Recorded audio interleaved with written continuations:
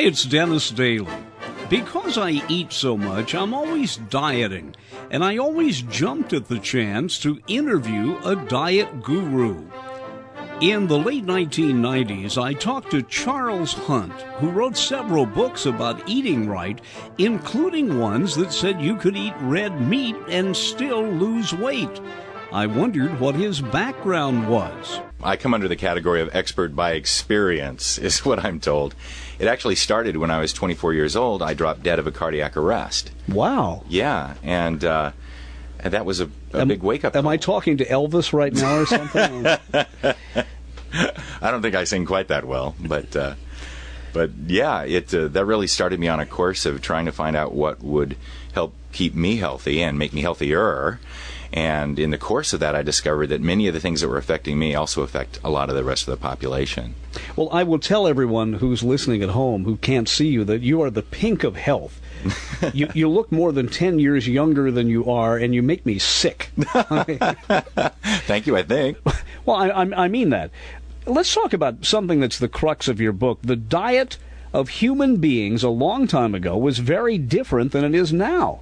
Archaeologists can tell you that if you dig up the bones of hunters, which is what we were for millions of years, and compare them to when we became farmers, which we've only been for a few thousand years, that there's a universal decline in health wherever you go in the world.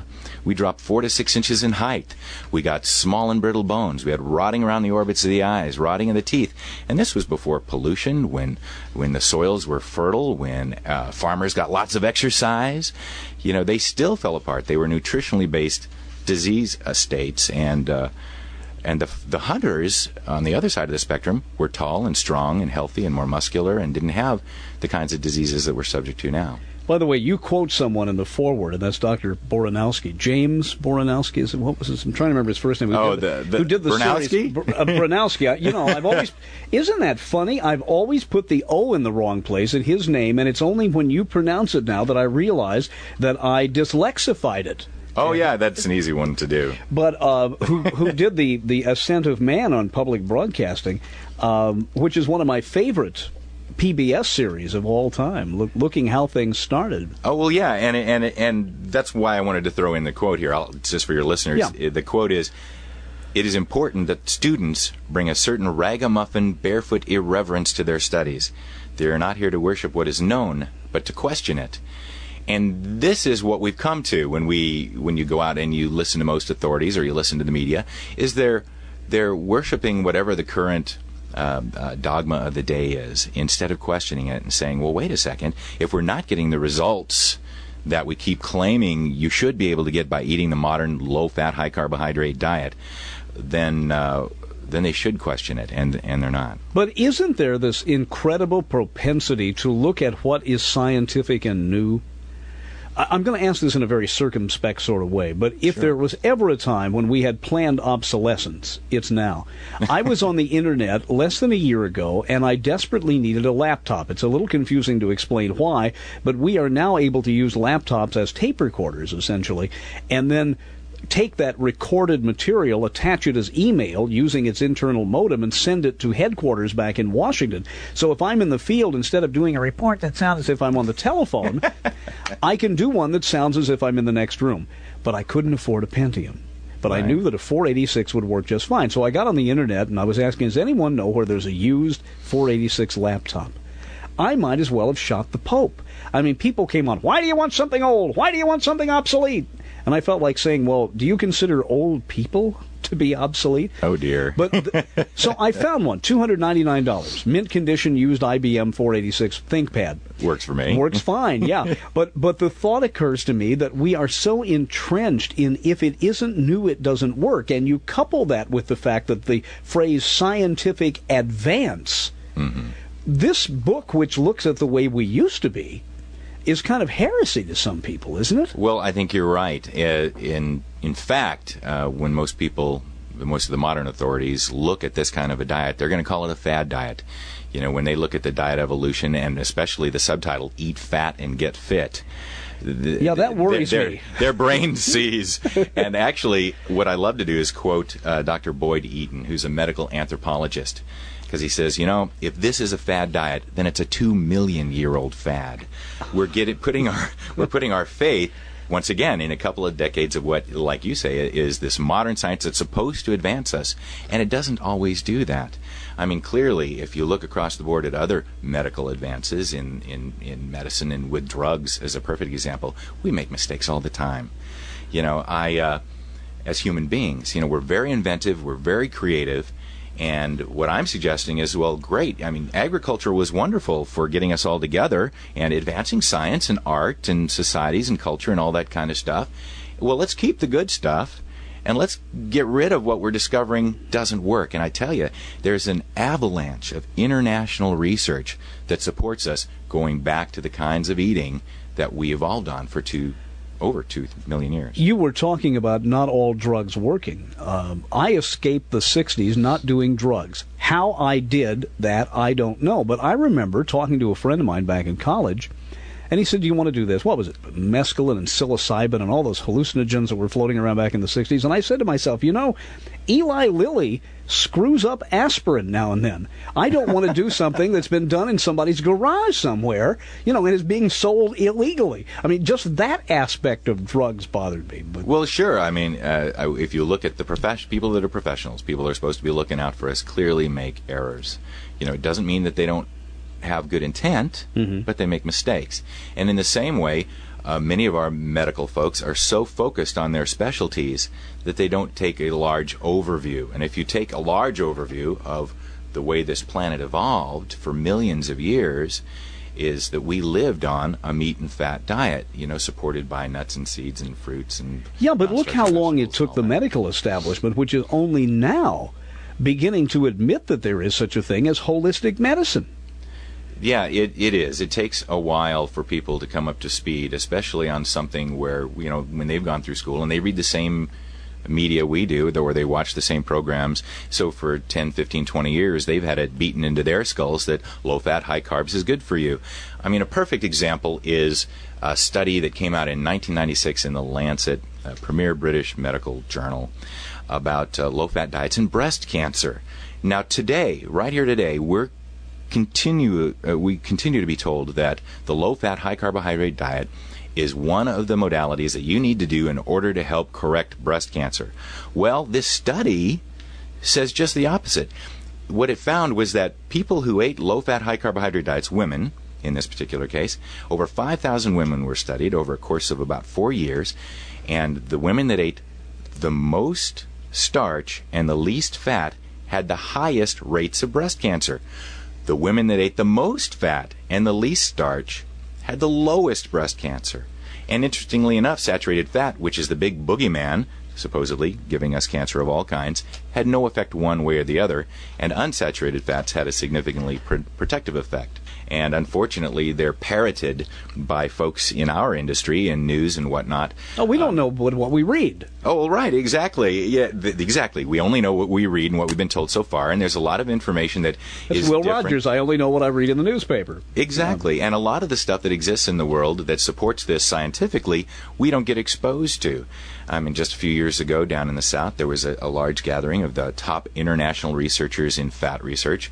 And long story short, they came out and said, you know what, we're doing the wrong thing. We should be eating more fat, less sugar, less carbohydrates. Did you hear it on the news? Mm-mm. No, they were the top guys in the world. And then a small doctor in Iowa did a little study in his practice for about 30 days and came out and said, if you eat hamburgers 30 some odd days a month, you're going to have an increased rate of non-lymphomic Hodgkin's disease, something like that. It was on every front page. It was on every news report. And what people don't know is, well, yeah, when you fed them hamburgers every day, they also ate the buns, and they ate French fries, and they ate shakes. So it's like, why are we saying hamburgers are bad, or hamburger meat is bad in that particular case? So there's a lot of misinformation. Well, you probably heard about the professor who had a jumping frog. There's so many variations on this in biology class, and he puts the frog on the edge of the table, and he goes, jump!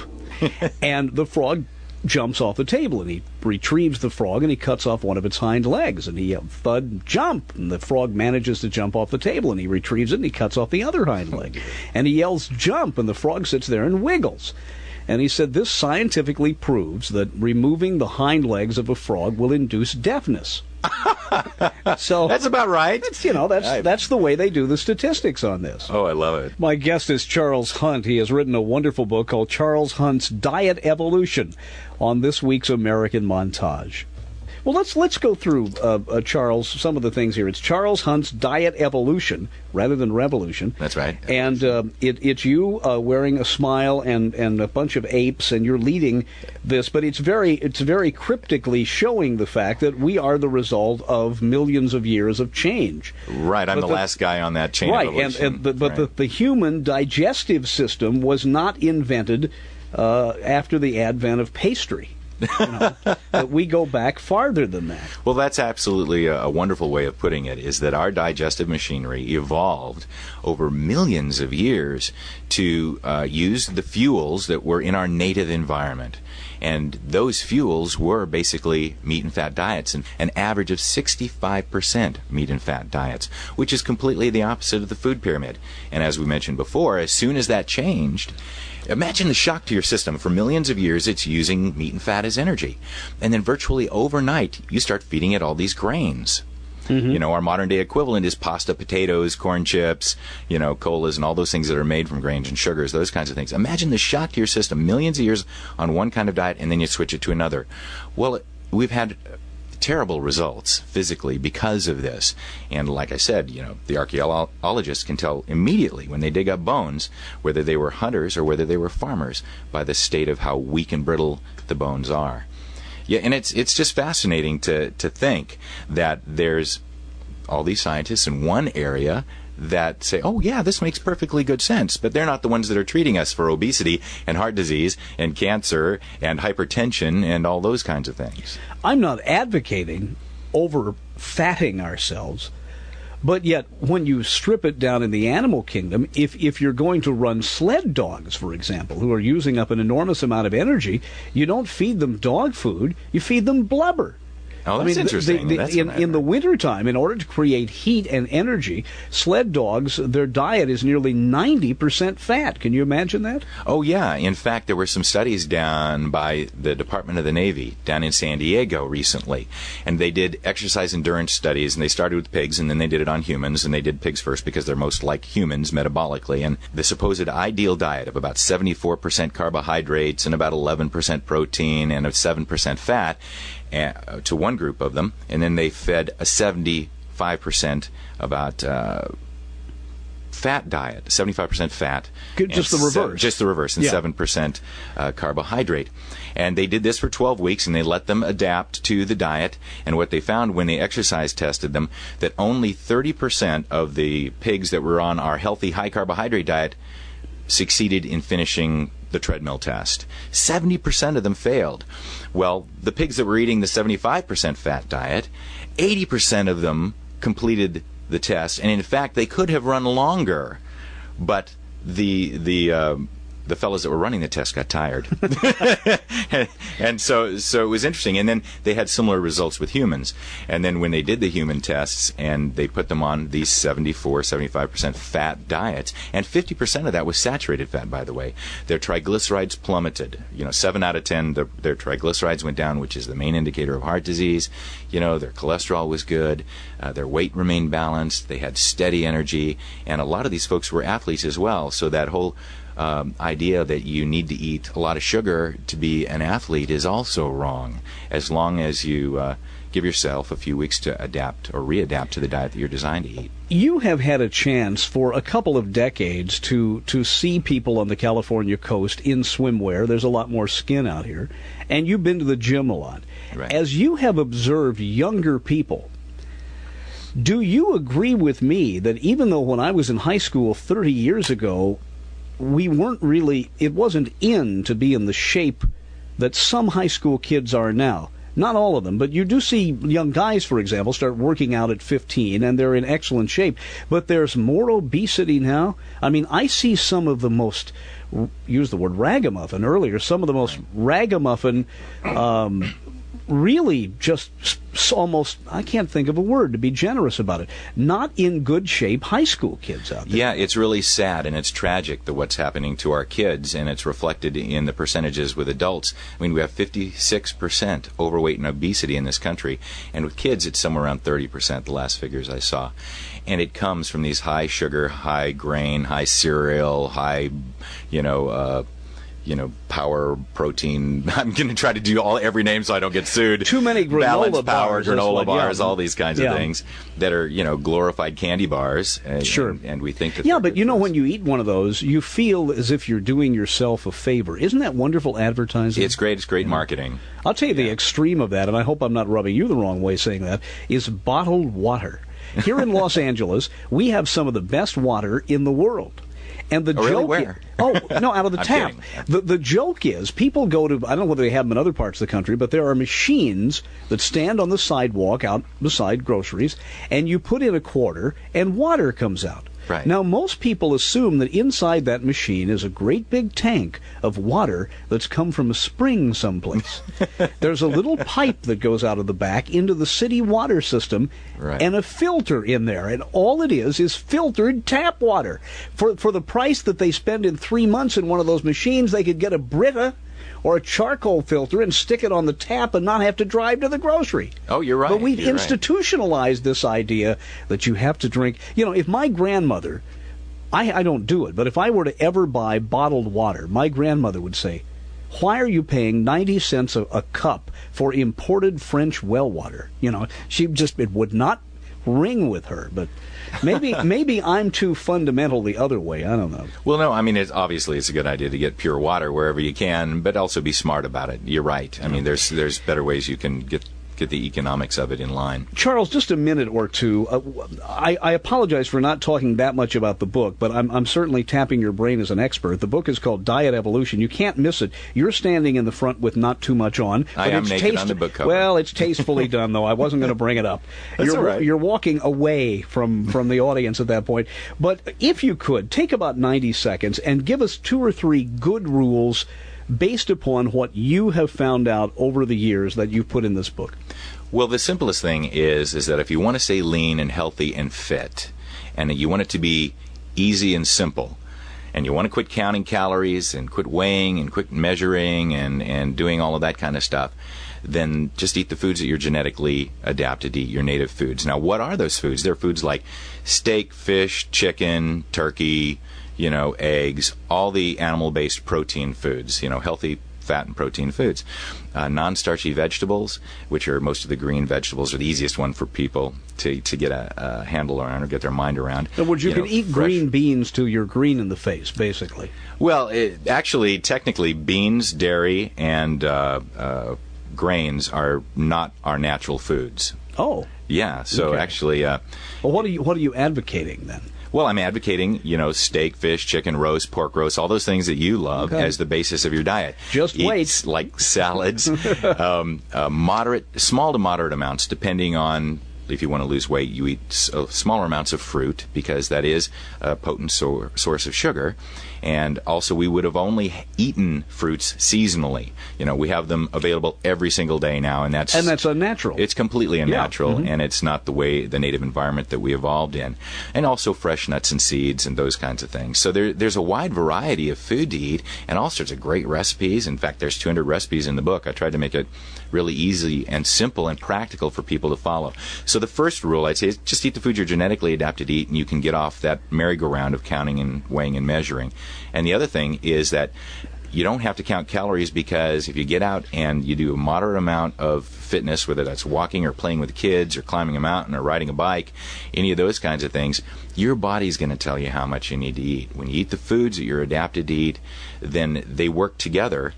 And you can trust your body then. You don't have to worry about it. I will tell you one thing about the book, Charles Hunt's Diet Evolution. You probably provide more recipes in here than any diet book I've ever seen.